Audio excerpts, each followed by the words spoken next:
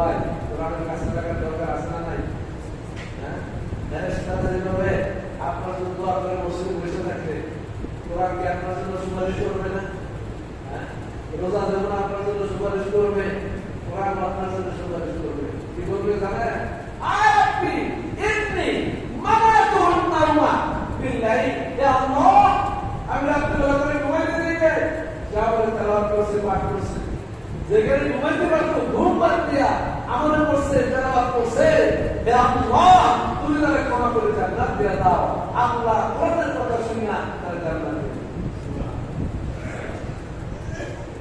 সেই কোরআন তেলাওয়াতের অভ্যাস আমাদের দরকার আছে না নাই?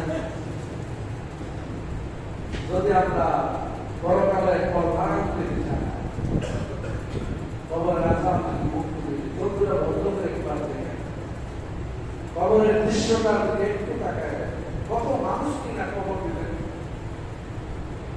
বাবা দিলেন, ভাইদের দিলেন, বোনের দিলেন, মায়ের দিলেন, বন্ধু বান্ধবের দিলেন, কত কবর তারা দিলেন, বন্ধ করে দিলেন, সব কিছু বন্ধ হয়ে গেল, সবাই আমরা চলে আসলাম, একাকি কেউ না, শক্তি না, কেউ থাকবে না, থাকবে আপনার প্রাপ্ত, থাকবে আপনার